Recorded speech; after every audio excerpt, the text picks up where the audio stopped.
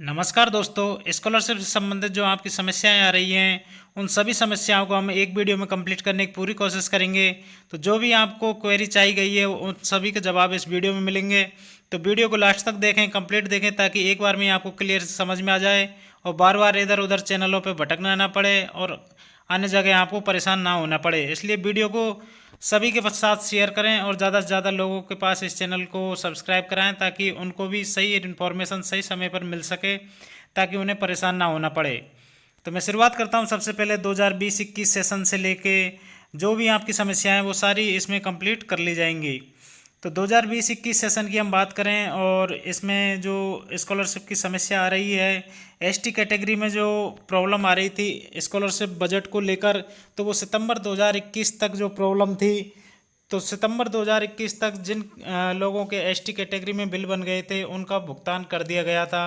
लेकिन सितंबर के बाद जैसे 1 सितंबर से लेके और अब तक जितने भी बिल बने उनका पेमेंट पहले तो बजट के कारण नहीं हो पाया था, और उसके बाद जैसे ही बजट आना था, अगले साल बजट आना था अप्रैल में बजट आया, तो बजट के बाद एक अन्य समस्या पैदा हो गई जो टेक्निकल प्रॉब्लम थी, और उसके कारण ये काफ़ी डिले हो गया और बहुत डिले हो चुका है। अब लोग बाग थक चुके हैं कि 2 साल हो गए सर, 2 साल से पेमेंट नहीं आ रहा। तो उसके लिए मैंने आपको इन्फॉर्मेशन दे दी थी कि जैसे ही 20-21 सेशन ख़त्म हुआ, 21-22 में एसएनए का जो सिस्टम आया था, एसएनए से पेमेंट होना शुरू हो गया।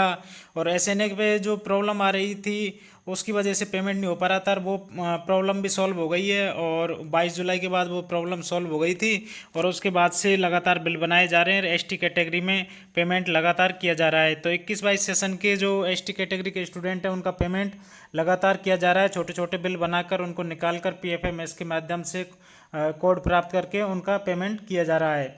तो 21-22 सेशन के जो एसटी के कैंडिडेट हैं उनका अब धीरे धीरे पेमेंट आना शुरू हो चुका है। लेकिन मैं बात कर लेता हूँ एक बार 20-21 सेशन के लिए कि 20-21 में जिनके बिल जनरेट हो चुके हैं उनका क्या होगा।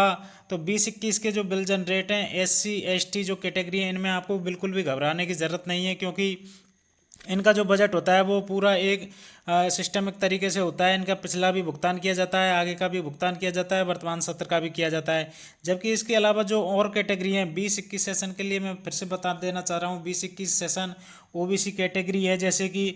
तो ओबीसी कैटेगरी वाले जिनका 20-21 का फॉर्म अभी तक डीएलओ पेंडिंग है या फिर डीएलओ से अप्रूव हो चुका है, तो वो बिल्कुल भी आस नहीं करें कि उनकी स्कॉलरशिप आएगी, उनके फॉर्म अब रिजेक्ट हो जाएंगे।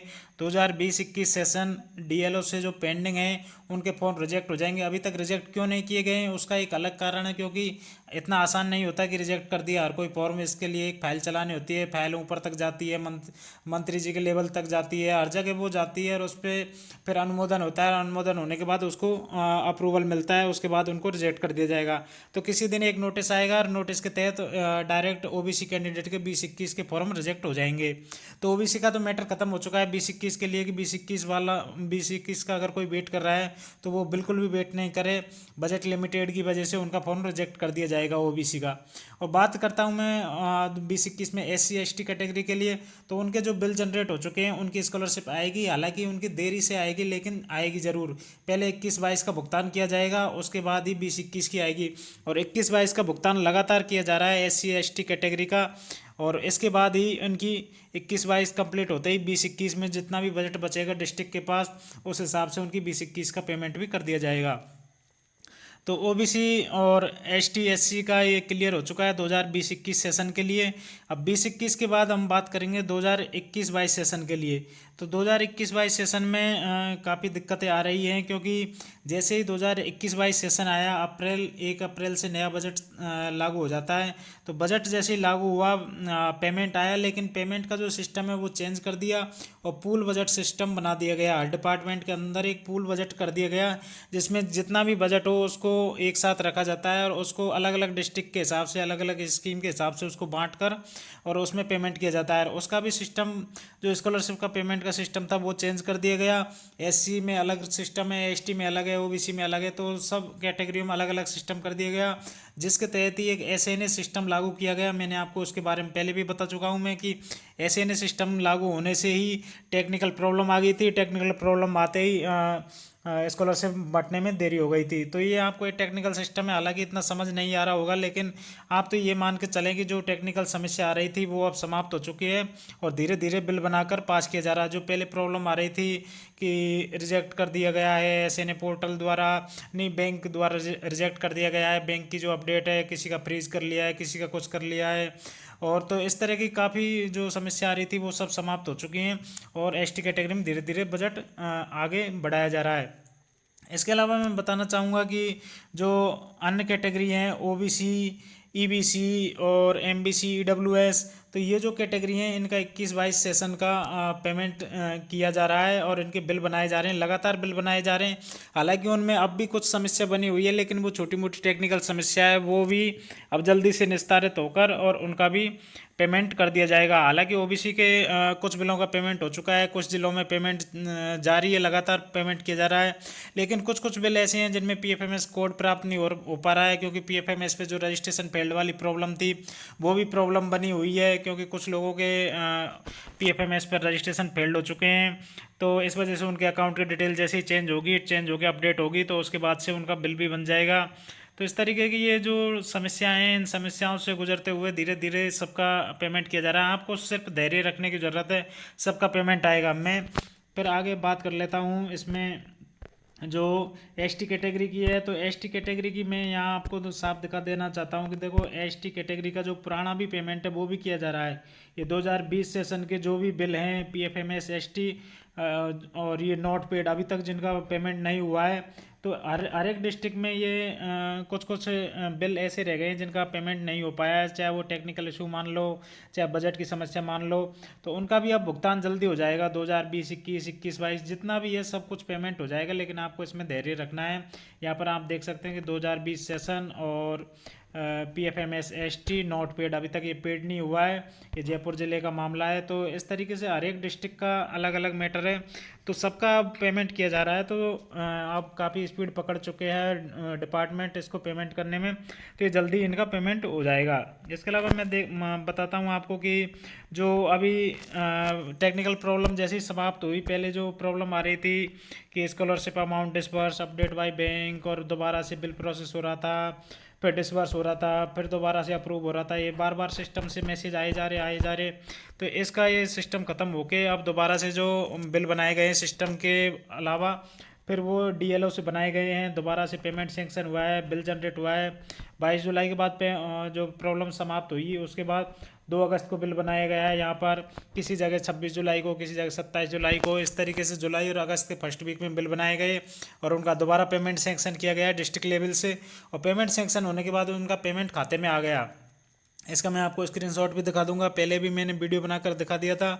इसमें क्या है कि पेमेंट तो आ गया है, लेकिन यहाँ पर अभी अपडेट नहीं हो पा रहा है, बैंक अभी टाइम ले रहा है उसको अपडेट करने में। अभी कितना टाइम लेगा इसका कुछ पता नहीं, इसमें कम से कम 1 से 1.5 महीने का टाइम लेगा और तब जाके यहाँ अपडेट आएगा कि स्कॉलरशिप डिसबर्स और अपडेट बाई बैंक, तो ऐसे आएगा। तो कम से कम उसमें 1.5 महीने का टाइम लगेगा, लेकिन वो अपडेट आती रहेगी। आपका तो पेमेंट आ गया तो आपको कोई टेंशन नहीं है। तो ST स्कॉलरशिप का ये मामला है, इसमें इस तरीके से पेमेंट आ रहा है, तो धीरे धीरे सबका पेमेंट आ जाएगा इसमें भी। अब इसमें बात करेंगे हम एक SC 60% स्कॉलरशिप कब आएगी, ये एक बड़ी समस्या बनी हुई है, इसके बारे में भी हम जानेंगे।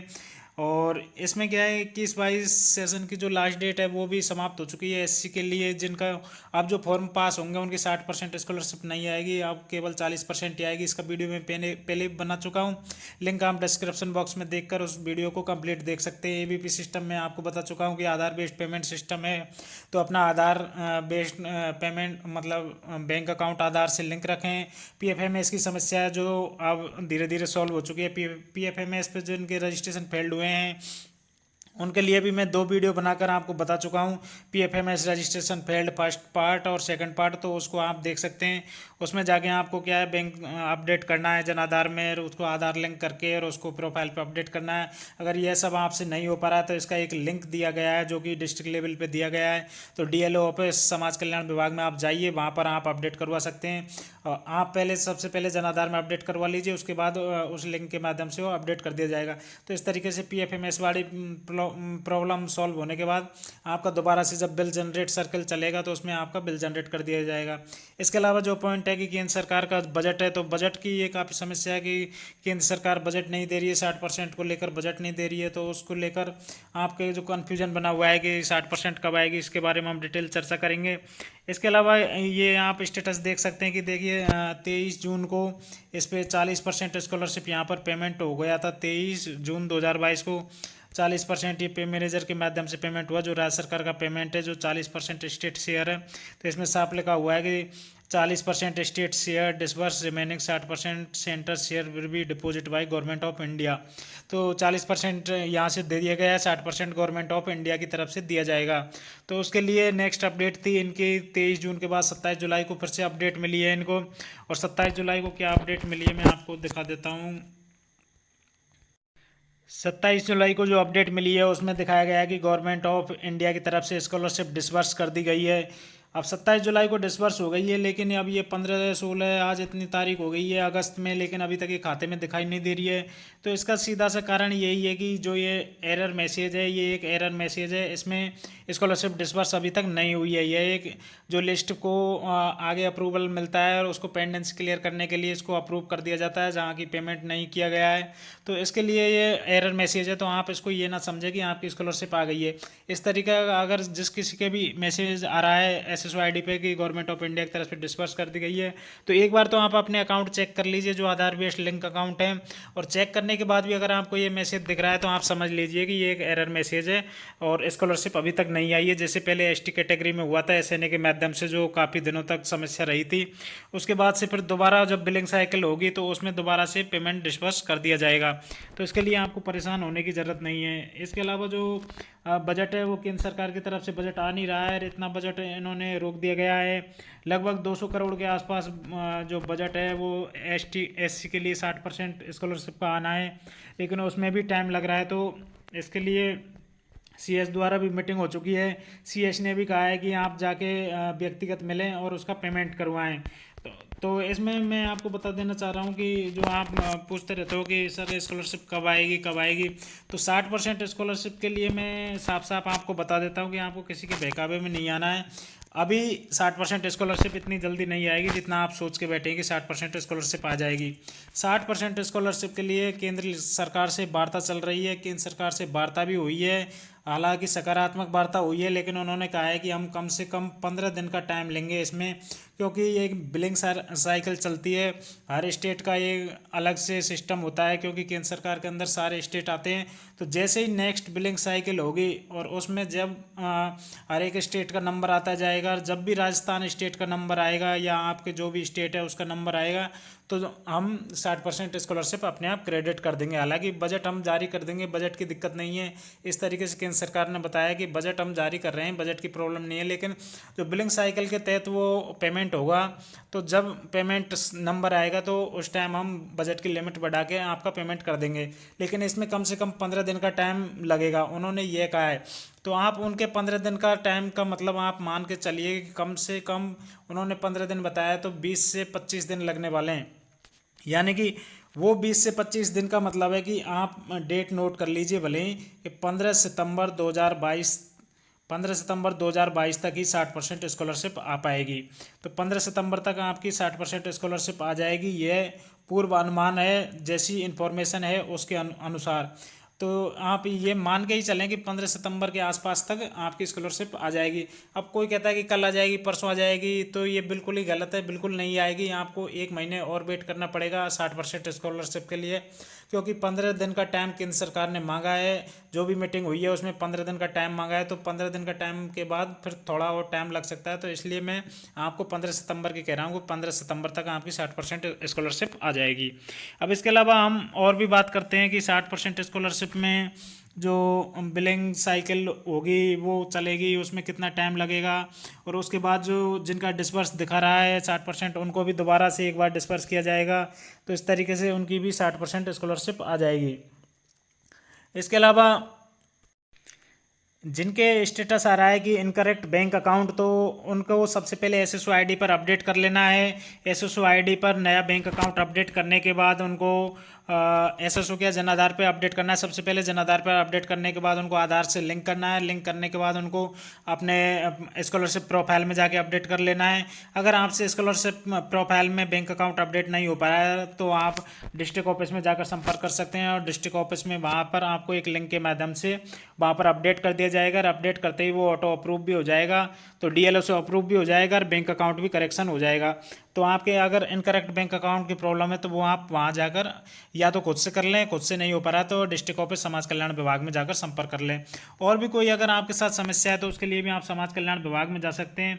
और ये मैं जो बता रहा हूँ ये पे मैनेजर के माध्यम से प्रोसेस चलता है। बिलिंग का प्रोसेस पे मैनेजर के माध्यम से होता है।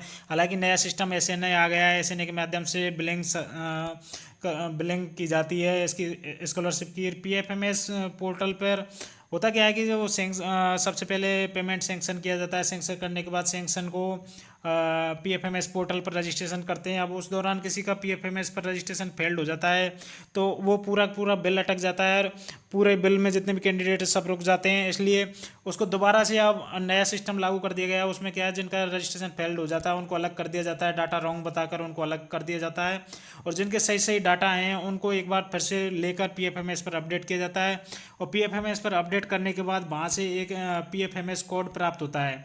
PFMS कोड प्राप्त होने के बाद उस कोड को SNA पर जाकर उसको अपडेट करना होता है। वहाँ पर वो PFMS कोड मिलते ही उसका पेमेंट आगे बढ़ा दिया जाता है। PFMS IFMS के द्वारा ये संचालित single nodal bank account system योजना संचालन, तो PFMS कोड यहाँ पर डाल के और उसका पेमेंट कर दिया जाता है। इस तरीके से पेमेंट किया जाता है।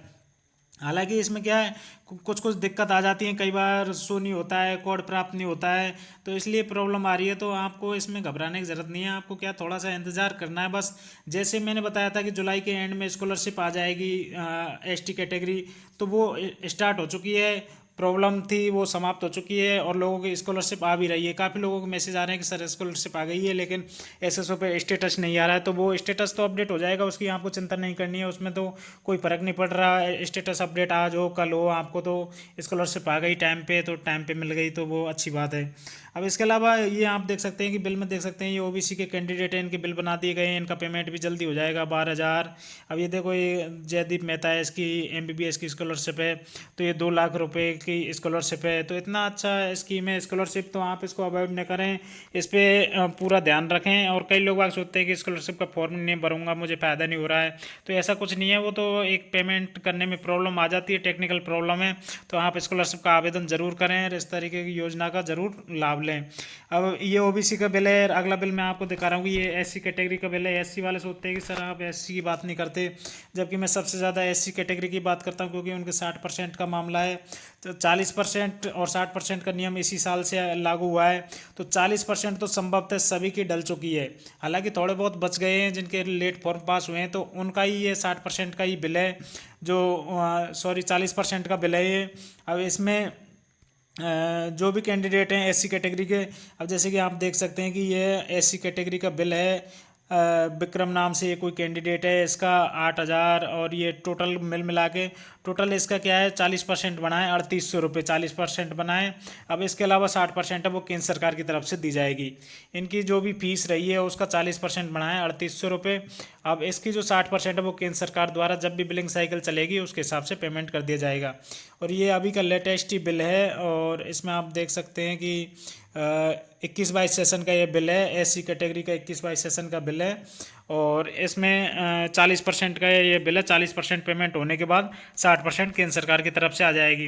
और इस तरीके से ST कैटेगरी वालों के मैसेज आ रहे हैं कि आपके अकाउंट में 27,750 जो BEd की स्कॉलरशिप है वो क्रेडिट कर दी गई है, और आप इसको चेक कर सकते हैं बैंक अकाउंट में। हालांकि SSO पर अपडेट नहीं हुआ है तो कोई दिक्कत नहीं है, उससे कोई फ़र्क पड़ने वाला नहीं है।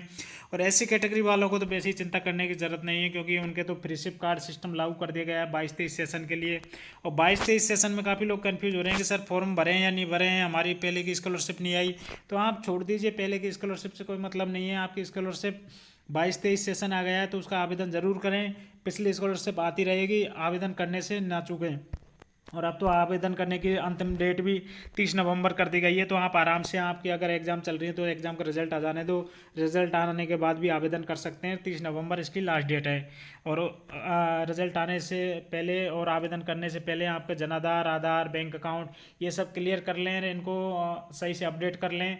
और बैंक अकाउंट में मिनिमम बैलेंस भी रखें, और खुद का बैंक अकाउंट यूज़ करें, खुद के मोबाइल नंबर यूज़ करें, खुद के ईमेल आईडी यूज़ करें। इस तरीके से सारा कुछ खुद का यूज़ करें। अब कई लोग इस पर कंफ्यूज हो रहे हैं कि सर ये क्या आ रहा है, हमारी स्कॉलरशिप आएगी नहीं आएगी, मैं तो पहले कॉलेज ही नहीं गया था तो मेरी स्कॉलरशिप आएगी नहीं आएगी।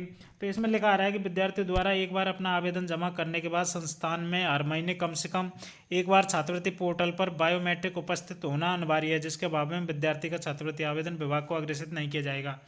इसका मतलब ये है कि आपको जैसे कॉलेज में 75% अटेंडेंस होना ज़रूरी होती थी, तो वो 75% का पता नहीं लग पा रहा था कि अटेंडेंस हो रही है या नहीं हो रही। तो इसके लिए विभाग ने क्या किया कि बायोमेट्रिक अटेंडेंस लागू कर दी गई है।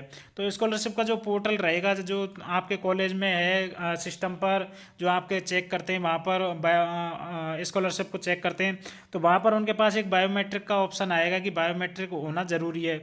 तो वो कंप्यूटर में एक बायोमेट्रिक एक मशीन रहेगी जिस पे आपका अंगूठा थंब लगेगा। तो उस मशीन पे आपको महीने में एक बार जाके उस मशीन पर जाके अंगूठा लगाना है, तब जाके भी आपको अटेंडेंस काउंट करेंगे और उसके बाद ही आपका फॉर्म आगे समाज कल्याण विभाग को भेजेंगे।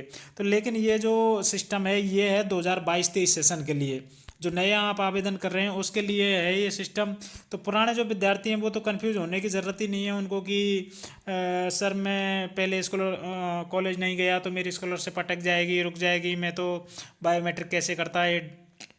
इससे कोई मतलब नहीं है। ये 2022-23 सेशन के लिए है। तो 22-23 सेशन का आप आराम से आवेदन करिए, कोई जल्दबाजी मत कीजिए। नवंबर तक लास्ट डेट है, तो आप आराम से आवेदन करें। महीने में एक बार जाके बायोमेट्रिक उपस्थिति करा दें तो उससे आपका आवेदन हो जाएगा, तो उसमें कोई दिक्कत नहीं है। और जो एससी कैटेगरी के स्टूडेंट हैं इनको मैंने सबसे पहले वीडियो बनाकर भी जानकारी दी थी कि फ्रीशिप कार्ड क्या है। फ्रीशिप कार्ड इनके लिए लागू हो चुका है और आप इसका पूरा फ़ायदा उठाइए, क्योंकि जब सरकार ने सिस्टम लागू कर दिया तो आप उसका फ़ायदा क्यों नहीं उठा रहे। आप क्यों कन्फ्यूज हो रहे हैं कि सर हम स्कॉलरशिप, वो कॉलेज वाले फीस मांग रहे हैं, ये कर रहे हैं, वो कर रहे हैं। अरे एससी कैटेगरी के जो कैंडिडेट हैं उनको तो फ्रीशिप कार्ड का इतना अच्छा फ़ायदा दिया है गवर्नमेंट ने कि आप जब स्कॉलरशिप का फॉर्म भर रहे हो तो उसमें फ्रीशिप कार्ड के लिए अप्लाई कर दो। अब फ्रीशिप कार्ड कॉलेज से पास होएगा, जैसे ही पास होएगा उसके बाद आपको फीस देने की ज़रूरत नहीं है कॉलेज में। अब जब भी आपकी स्कॉलरशिप आएगी 2022-23 सेशन के लिए मैं बात कर रहा हूँ, 22-23 सेशन की जब भी स्कॉलरशिप आएगी, यानी कि 6 महीने बाद अगर आपकी स्कॉलरशिप आती है तो 6 महीने तक कॉलेज वाले आपसे फीस नहीं मांगेंगे। और जैसे ही आपकी स्कॉलरशिप आएगी उसके अगले 7 दिन के अंदर आपको फीस जमा करानी होगी। तो स्कॉलरशिप की कोई दिक्कत ही नहीं रहेगी, चाहे 1 साल बाद आए तो आपको क्या टेंशन है, आपके पास तो फ्रीशिप कार्ड है। और फ्रीशिप कार्ड है तो कॉलेज वाला फीस नहीं मांग सकेगा आपसे। और 1 साल बाद भी आपकी स्कॉलरशिप आती है तो उसके साथ बस में आप उसको जमा करा सकते हैं फीस के रूप में। तो इस तरीके से ये फ्रीशिप कार्ड का प्रावधान लागू किया है। इसकी जानकारी मैंने आपको चैनल पर वीडियो बना कर दी।